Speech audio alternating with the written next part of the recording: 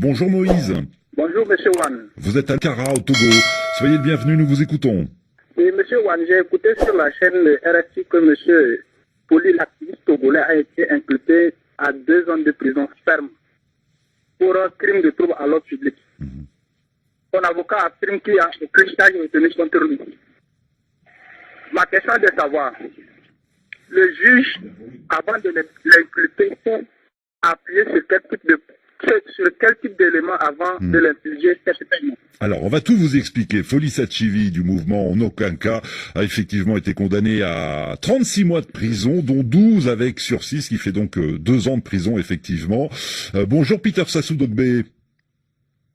Bonjour Juan, bonjour Moïse. Correspondant de RFI au Togo, Folie Sachivi arrêté, rappelons-le, en août dernier alors qu'il tentait d'organiser une conférence de presse. Il a été condamné, et Moïse le rappelait très bien, pour trouble aggravé à l'ordre public et apologie de crimes et délits.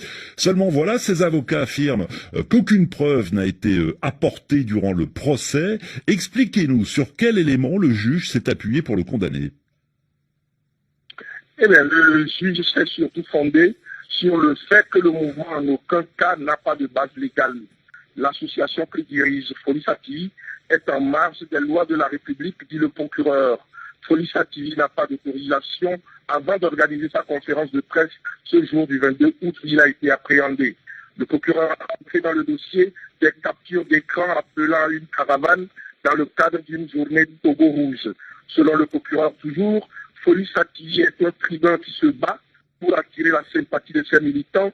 Il aurait tenu des discours sur les ondes de radio nationales et internationales. Au cours de ces discours, il aurait tenu des propos séditieux et qu'il aurait qualifié le régime togolais de sanguinaire. Folie Sachivi a déjà fait l'objet de procès au cours duquel des gens ont été blessés. Il aurait forcé le cordon de sécurité le jour de sa conférence de presse. Folie Sachivi aurait tenu des propos violents et des invectives à l'endroit des forces de l'ordre. Voilà de pêle-mêle ce que dit le procureur pour demander sa condamnation. Cependant, ses avocats disent que tous ces propos et actes attribués à Folie Sachivi manquent de base factuelle. Aucun agent n'est venu, selon les avocats, ni à la barre, ni devant le juge d'instruction, encore moins devant la police judiciaire au cours de l'enquête préliminaire pour témoigner de ces propos violents qui devaient caractériser les faits qu'on reproche à Folie Sachivi. Et rappelons que la comparution de Folie Sachivi devant le tribunal de Lomé a duré moins d'une minute. Vous aviez une autre question, Moïse? Oui. Est-ce que M. Folie a-t-il des recours pour contrecarrer la décision du juge? Alors oui, il a des recours. Il a d'ailleurs immédiatement fait appel, Peter. Oui, la décision a été rendue le 16 janvier. Folie Sachivi est donc condamné, vous l'avez dit, à 36 mois, dont 12 assortis de sursis. Ses avocats ont fait appel dès le 18 janvier.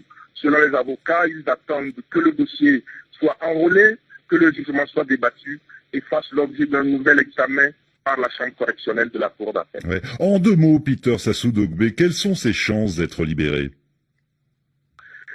Chance, c'est trop dire. Folie Sachivi dérangeait et ce n'est un secret pour personne.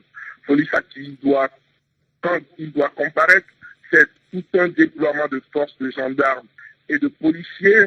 C'est l'unité d'intervention de gendarmerie qui est tout autour, cagoulée, matraque au point, fouille systématique de ceux qui doivent rentrer dans le palais, ce qui fait dire à ses avocats que le cas Folie Sachivi est plus politique que toute autre chose. En somme, ce recours ne profitera à Folie Sachivi que si ceux qui le dérangent décident de le voir dehors.